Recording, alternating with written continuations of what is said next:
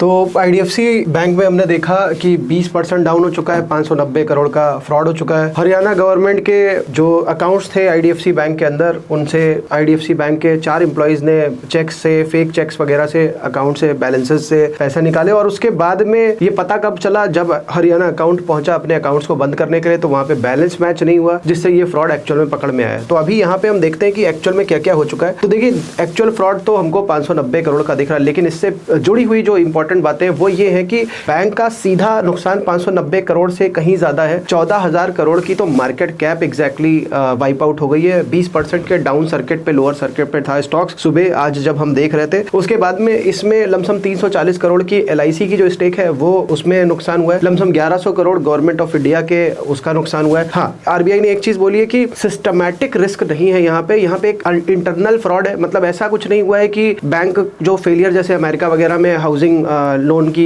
Crisis वगैरह आती है, उसकी वजह से कुछ नुकसान होता है या प्रॉब्लम आती है, वैसा कुछ नहीं है। तो ये इंटरनल केवल फ्रॉड है, लेकिन इसका असर और एक पड़ा है बैंक के ऊपर। एयू स्मॉल बैंक में हरियाणा गवर्नमेंट ने अपना अकाउंट बंद करवा दिया है। और कहीं ना कहीं अब यहाँ पे आपको नुकसान जो दिख रहा होगा 590 करोड़ का, लेकिन यहाँ पे इन्वेस्टर सेंटिमेंट जो हर्ट हो गया है उसका हम अंदाजा ही नहीं लगा पा रहे हैं। अब क्या लोग बैंक्स पे भरोसा करेंगे? अब ये तो हरियाणा गवर्नमेंट का अकाउंट था, अभी केपीएमजी को अलॉट कर दिया गया है, अपॉइंट कर दिया गया है इसमें ऑडिट करने के लिए, छानबीन करने के लिए मैटर में। लेकिन अब क्या हम एज अ इंडिविजुअल्स इसमें भरोसा कर पाएंगे कि नहीं कर पाएंगे? आप नीचे कमेंट करो। ऐसी कंडीशन पहले कब आई थी? क्या येस बैंक में भी इसी तरीके से हुआ था? कैसे गवर्नमेंट ने पास्ट में इसको डील किया था, इस तरीके के फ्रॉड्स को? और इस तरीके से अब ये जो भी हो रहा है, अब बैंक के इंटरनल एम्प्लॉइज हैं उसमें इन्वॉल्व, तो वही बात है कि ट्रस्ट कहीं ना कहीं ब्रेक हुआ है। इन्वेस्टर ट्रस्ट, मतलब अगर हम एज अ ट्रेडर उसमें काम कर रहे हैं, इन्वेस्टर काम कर रहे हैं, तो हमारा भी नुकसान हुआ है। तो उस चीज को भी हमको देख रहा है। ये 590 करोड़ का केवल नहीं है, और ये 4 एम्प्लॉइज जो है निलंबित किए जा चुके हैं बैंक्स के। और बैंक ने एक्शन क्या लिया हुआ है, तो इन्वेस्टिगेशन चल रही है। जैसा मैंने बताया, केपीएमजी को अलॉट कर दिया गया, अपॉइंट कर दिया गया।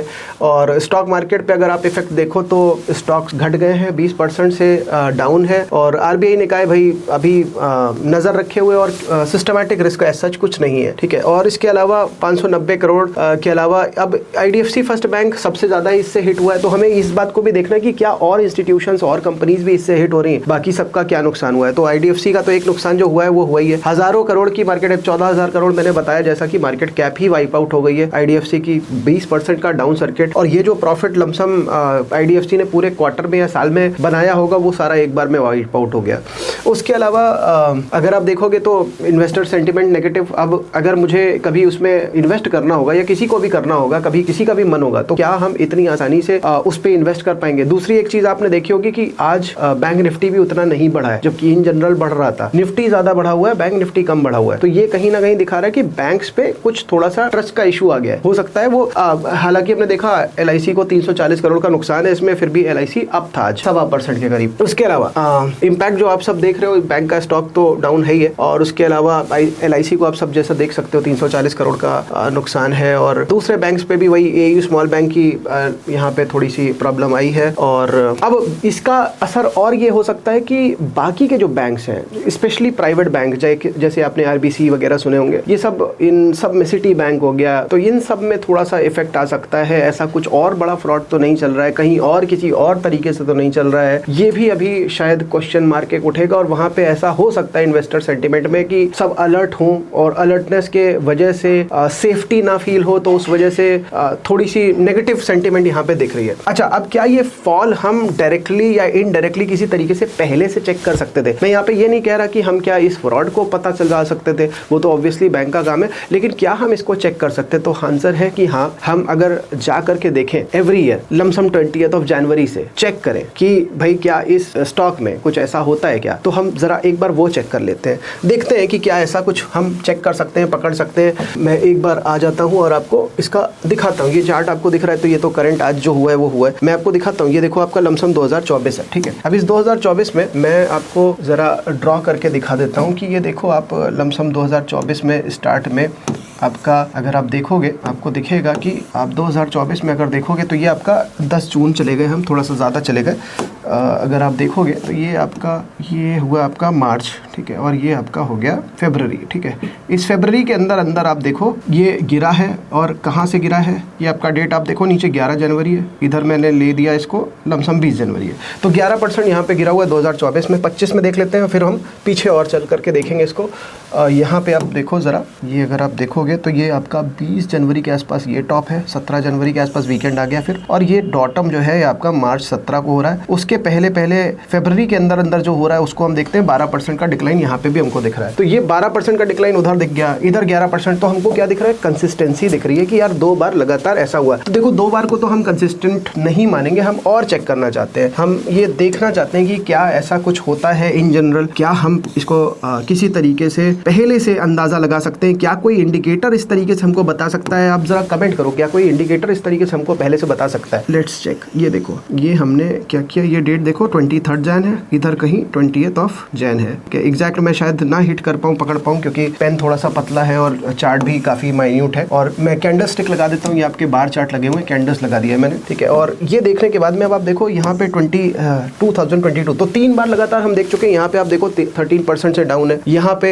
11% से डाउन है, यहाँ पे 12% से डाउन है, और ड्यूरेशन सेम है। ठीक है, तो बॉटम कहाँ हिट कर रहा है वो नहीं पता चल रहा है, लेकिन ये पता चल रहा है कहाँ पे कहाँ से स्टार्ट हो रहा है ये। ठीक है, तो हम अगर एक कंसिस्टेंट डेट ले रहे हैं तो वो हमको दिख रहा है लगातार बार बार कि 20 जनवरी के आसपास ये डेट लमसम बैठ रही है। ठीक है, तो मैंने फिर इसको यही किया, और यहाँ पे भी मैंने फरवरी के अंदर अंदर जो भी बॉटम है वो पकड़ा, यहाँ पे 30% के आसपास है। अब एक चीज और, ये जिस तरीके का डिक्लाइन आज आया है 20% का एक ही दिन में, एकदम से लोअर सर्किट मारा, ऐसा कभी नहीं हुआ हिस्ट्री में आईडीएफसी बैंक की, ये पहली बार हुआ। अब ये 2020 का क्रैश है कोविड वाला, उसमें भी ऐसा नहीं हुआ है। आप देखो ये यहाँ पे जा करके मैंने विद इन, ये तो मार्च हो गया, हमको देखना है यहाँ 20th जैन से लमसम वीकेंड आ गया, और ये आपका ये 20th जैन, देखो मेरे से हो सकता है कुछ इधर उधर, वीकेंड के बाद में फिर आप खुद समझ लो 2 दिन 18th 19 के बाद में 20th ही आया होगा, तो वो सेम ही लेवल है। और फिर अब मैं यहाँ पे फरवरी पकड़ रहा हूँ, तो आप देखो यहाँ पे फिर फरवरी को पकड़ के फिर 19% का लमसम डिक्लाइन, तो ये आपको कंसिस्टेंटली दिख रहा है। अब ये कंसिस्टेंटली दिख रहा है। अब मेरा क्वेश्चन, आप बाकी का चेक करना और मेरे को नीचे कमेंट करके बताना। अब मैं दूसरी बात करने जा रहा हूँ, क्या हम इसको आइडेंटिफाई कर सकते थे, क्या इसके जैसी और साइकिल्स को आइडेंटिफाई कर सकते थे सेम पीरियड के लिए, क्या हम किसी तरीके का कोई टूल है जिससे स्कैन कर सकते हैं? तो मेरा आंसर है हाँ, हम कर सकते थे। अब उस टूल से जब हम इसको स्कैन करेंगे,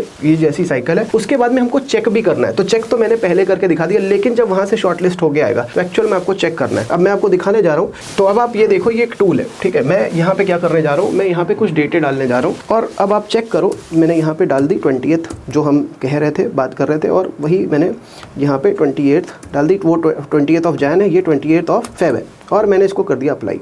ठीक है, ये क्या है, ये KGF टूल है। ठीक है, और यहाँ पे F&O वाले स्टॉक्स हैं जिनको हम शॉर्टलिस्ट करके इस तरीके से निकाल सकते हैं। तो यहाँ पे मैं क्या करने जा रहा हूँ, मैं यहाँ पे ये दिख रहे हैं आपको रिटर्न्स, पास्ट के जो भी मूव्स किए हैं किसी भी स्टॉक ने, वो पास्ट में कैसे कैसे किए।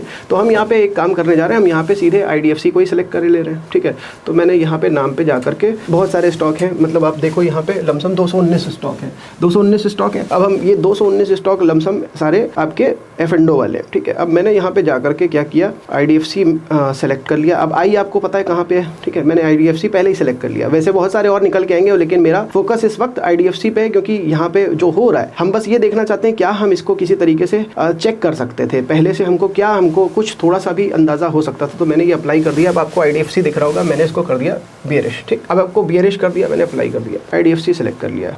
अब आप देखो IDFC में क्या हमको पहले से ये चीज़ दिख रही थी। देखो आप 2025 में मैंने आप सबके सामने अभी चेक किया था, 12-13% समथिंग था। यहाँ पे भी वही दिख रहा है, यहाँ पे भी 11.5% समथिंग दिख रहा है। 2024 की बात है, यहाँ पे भी 2023 में भी 12%, यहाँ पे भी 23% समथिंग 2022 की बात है। यहाँ पे 16%, जो कि मैंने शायद चेक किया था आपके सामने 2021 में भी, मैंने 2020 में भी चेक किया था, आप सबको याद होगा, 20% के करीब करीब निकल के आ रहा था। और अब उसके बाद में जो चेक नहीं किया, मैंने आपसे वैसे बोला हुआ है, आप जाकर के चेक जरूर करना, बिना चेक किए कभी भी आप इसमें कुछ भी नहीं कर सकते। तो ये इसके बाद में आप देखो, इसी सेम पीरियड में -15% है, इसी सेम पीरियड में 2018 में -17% है, और यहाँ पे 2017 में -8 और -7% है। तो कुल मिला के हमको समझ में आया कि भाई, मेरा एक सवाल आप सबसे कि भाई, मुझको अगर 10 में से 8 बार कोई चीज ठीक लग रही है, दिख रही है, मेरा एक फ्रेंड है जो 10 में से 8 बार मेरे काम आ रहा है, तो क्या मैं उस पर ट्रस्ट करूं? आप लोग आंसर करो, मेरे नीचे कमेंट करो वीडियो के नीचे, और वीडियो अच्छा लगा हो तो सब्सक्राइब करो, शेयर करो उन सब लोगों के साथ में जो मार्केट में किसी ना किसी तरीके से नुकसान कर रहे हैं। क्योंकि इस तरीके की साइकिल अगर हमको पहले पता चल गई होती तो हम बहुत बड़े एडवांटेजेस शायद ले सकते हैं, लेकिन हमें क्योंकि पता नहीं होता, हम फंसे होते हैं किसी और तरफ, हम शायद परछाई को पकड़ रहे होते हैं और वो परछाई इंडिकेटर्स के फॉर्म में हमारा नुकसान करवा रही होती है। मैं हूं Ruchir Gupta from Ruchir Gupta training academy. Video को तुरंत लाइक करो, शेयर करो और मैं मिलता हूं नेक्स्ट वीडियो में।